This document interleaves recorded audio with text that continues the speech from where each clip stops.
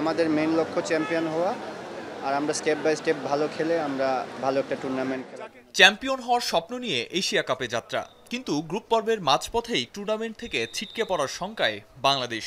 স্বপ্ন আর বাস্তবতার বিস্তর ফারাকের জাতাকলে নানা সমীকরণের জটিল মারপ্যাচের সামনে লিটন দাসরা, যেখানে আফগানিস্তানের বিপক্ষে বড় জয় পেলেও সুপার ফোরে ওঠার নিশ্চয়তা পাবে না টাইগাররা। রাশিদ খানদের হারানোর পাশাপাশি তাকিয়ে থাকতে হবে শ্রীলঙ্কা আফগানিস্তান ম্যাচের দিকেও।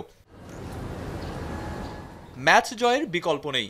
বাংলাদেশের সামনে যখন এমন বাঁচামরা সমীকরণ, তখন পরিসংখ্যানও কথা বলছে না লিটনদের পক্ষে।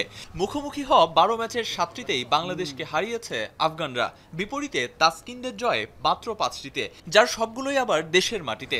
দেশের বাইরে খেলা 2 ম্যাচেই জয় তুলে নিয়েছে রশিদ খান, মোহাম্মদ নবীরা। সবশেষ 5 ম্যাচের পরিসংখ্যানেও এগিয়ে আফগানিস্তান। এশিয়া কাপে এখনও পর্যন্ত ব্যাটে বলের পারফরম্যান্সেও এগিয়ে রাশিদ খানের দল।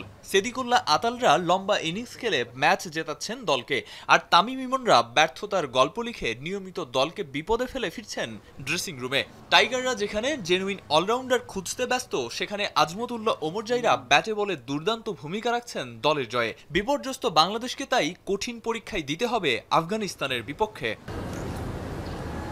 2016 সালে এশিয়া কাপের টি-20 ফরম্যাটে ফাইনাল খেলেছিল বাংলাদেশ। তবে 2022 সালে গ্রুপ পর্ব থেকেই বিদায় নেওয়ার পর চলতি আসরেও একই ফলাফলের পুনরাবৃত্তির দ্বারপ্রান্তে লিটনরা। আরিফুল ইসলাম সাহাব, এখন।